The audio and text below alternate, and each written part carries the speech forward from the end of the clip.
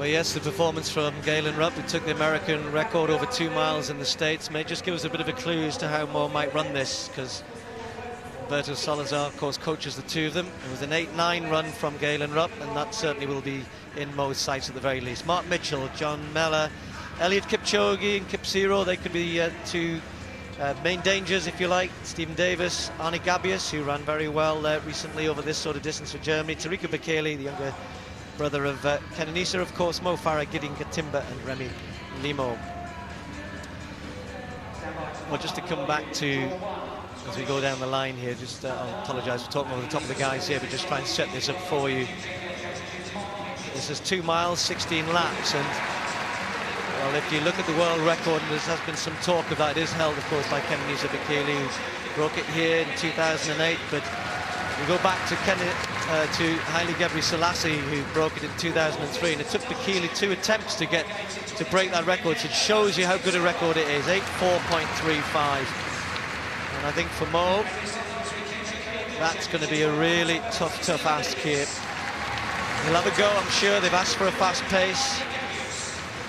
But going back to that Galen Rupp race in America, when he ran the 8 minutes and 9, he actually ran 8 seconds quicker for the second half of the race than the first. And apparently Alberto Salazar had asked him to go out steady and then come home strong.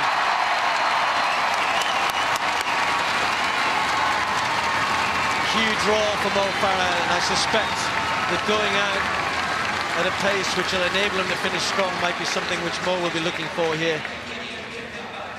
And it'll be up to these guys, up to Katimba, Limo, to get them through 1 mile. They're not far outside 4 minutes, probably 4:2, 4:3. That's hard running. So Mo Farah,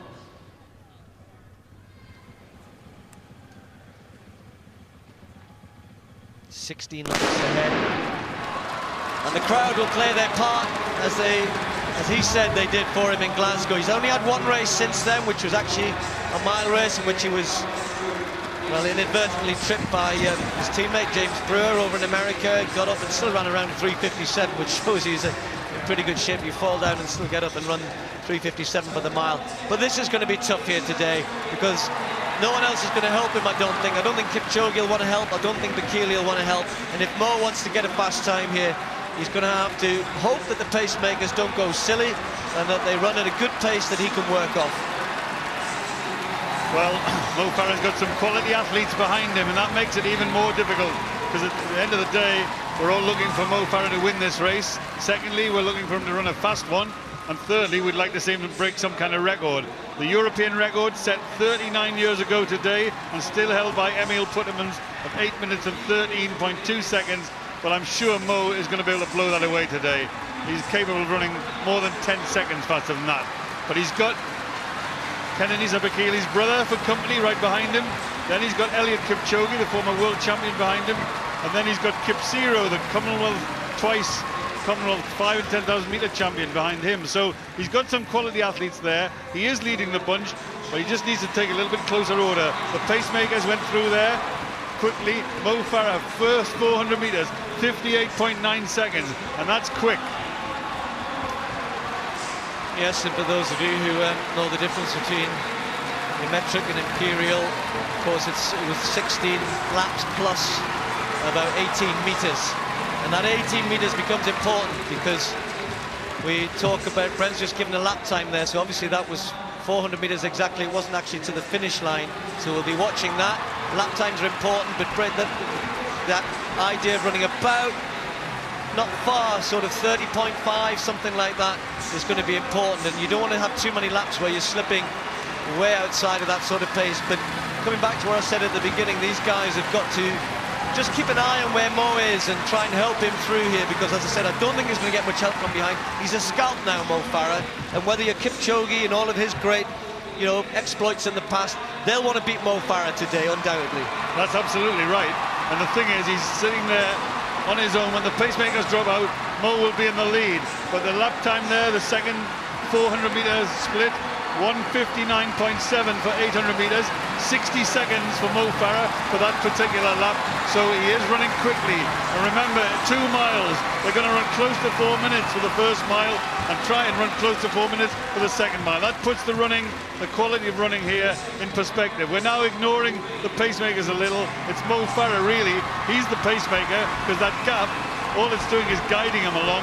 It's not helping him along. And there they go through. 10 laps to go. Mo Farah, Bekele, Kipchoge and Kipsiro, 3 quality athletes there for the ride. Just a quick word about in the green vest there, Johnny Mellor, who's running very well, has gone with this pace there. He's got the chance of going to the world indoors. He's got to run for 3,000 meters, 7:50, and they'll take the time at 3,000 meters. So he's got the chance here if he can hang on to the likes of Gabius. He's doing it very bravely there, because he had no option really but to go with this quick pace. So just watch out for that as well. That third 400 meters slipped a little, 62.5 for Mo Farah, and I think he realized that. He suddenly accelerated and has gone a little bit closer to the pacemakers. He hasn't gone with them, but he knows exactly what's happening. He's glancing up at the screen, he's getting the information that he needs. Katimba's doing a strong job.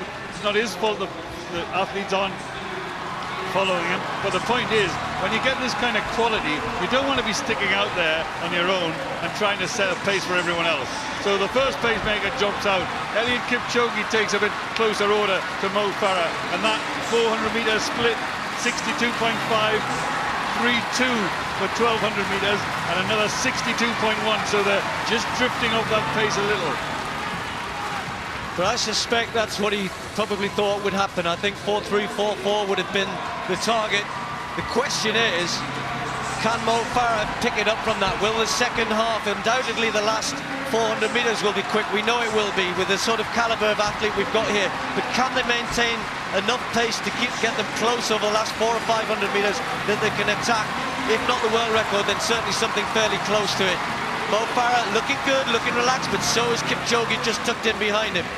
Well, our statistician who's doing his sums and doing the spotting onto the track, he just told me that Mo Farah went through the first mile in 4 minutes and 5 seconds.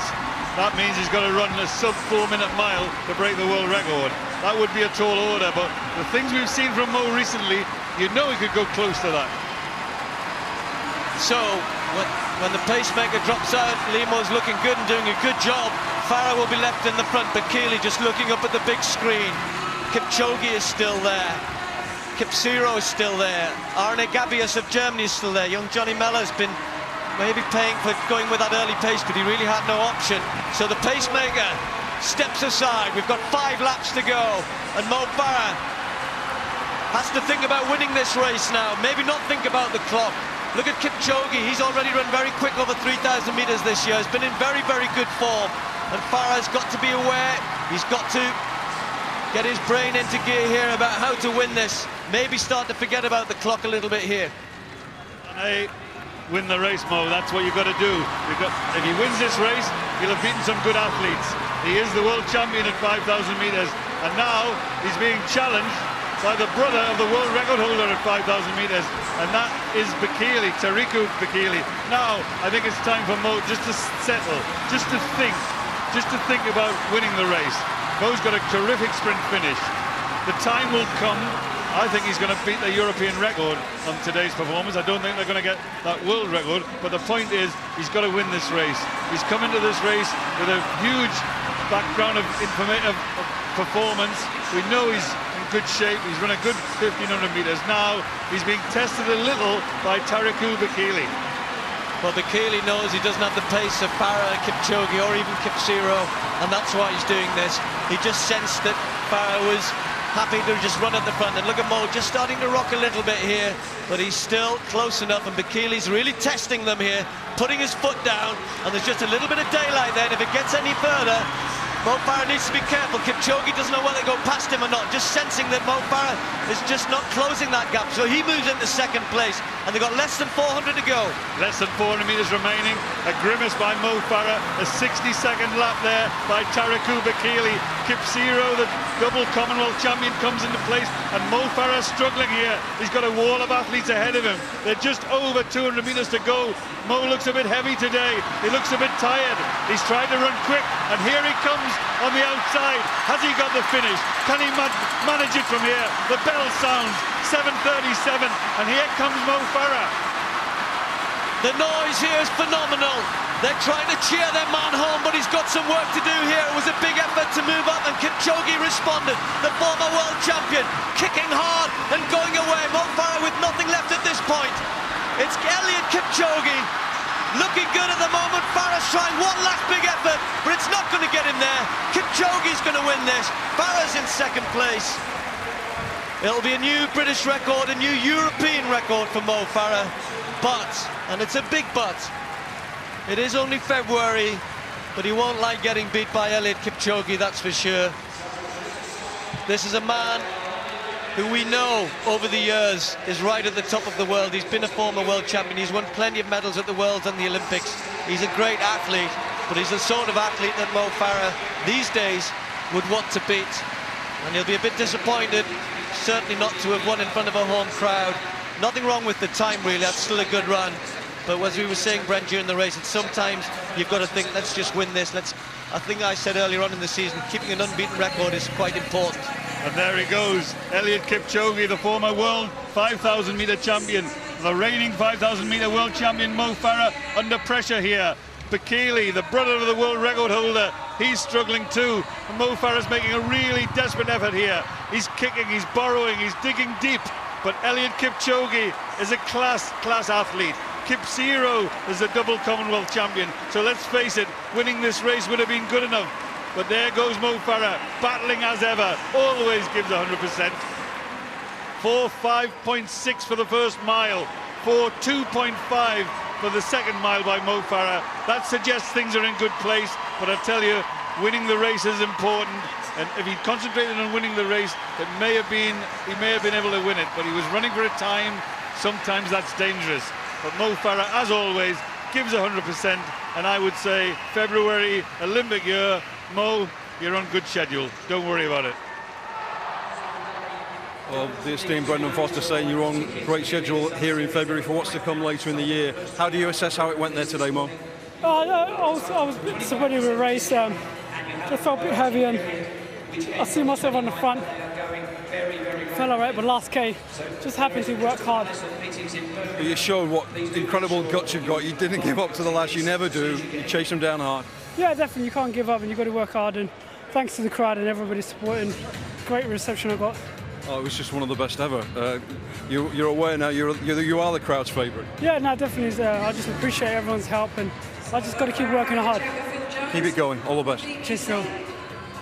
It was a tough field to beat, and you know, for him to come second, the way he came second, I think he shouldn't be at all disappointed. And let's put it this way though, no athlete enjoys second place when you feel like you can win. And we got confirmation there of that result. Eliud Kipchoge running 8:07.39 for a personal best.